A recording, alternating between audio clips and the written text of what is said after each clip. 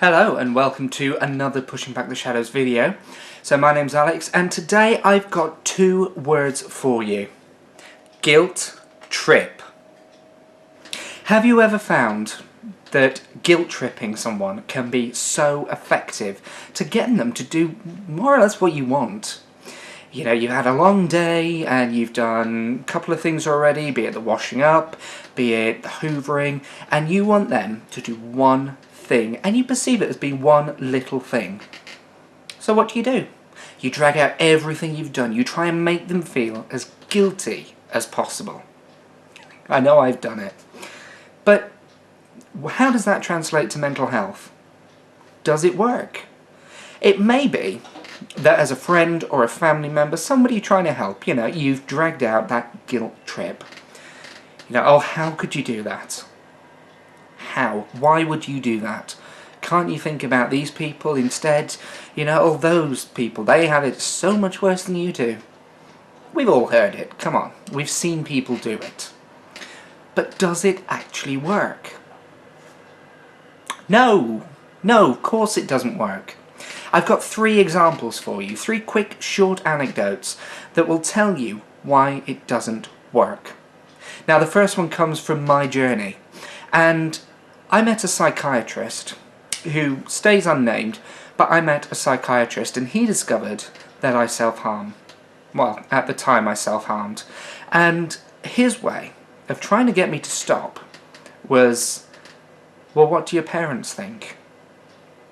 Doesn't it hurt them? Wouldn't it make them feel a lot better if you didn't self-harm? Yeah, it probably would. Thank you, doctor. That's great. I'll have the worst day of my life with a side order of guilt, please. It didn't work. Needless to say, it just made me feel worse about myself, and it encouraged me, if anything, to do it even more. But it doesn't just translate to self-harm, although the next example I've got does come from self-harm.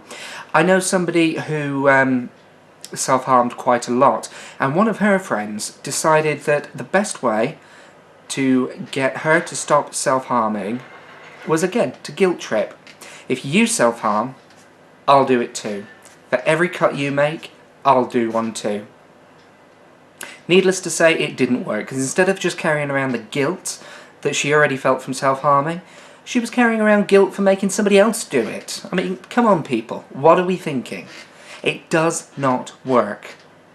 Then the last example I have is from another doctor, and this surprised me. Now you can check this one out on the website because I did write a post about it as well. So pushingbacktheshadows.com and have a look in the blog.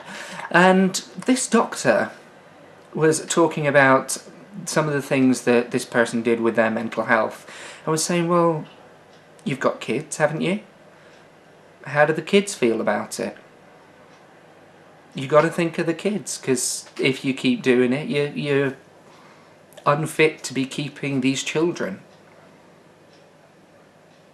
Where do people get these ideas from? Guilt tripping, as effective as it is for getting people to do things in our normal everyday lives, does not work for mental health.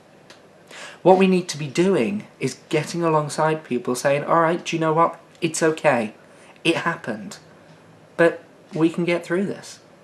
Together, you and I can get through this. No guilt tripping, no belittling the struggle, nothing along those lines. But you and I can get through this. Guilt tripping does not work. So turn it on its head. Try something different. That's my thought for today. I shall catch you next time on Pushing Back the Shadows. Take care, guys.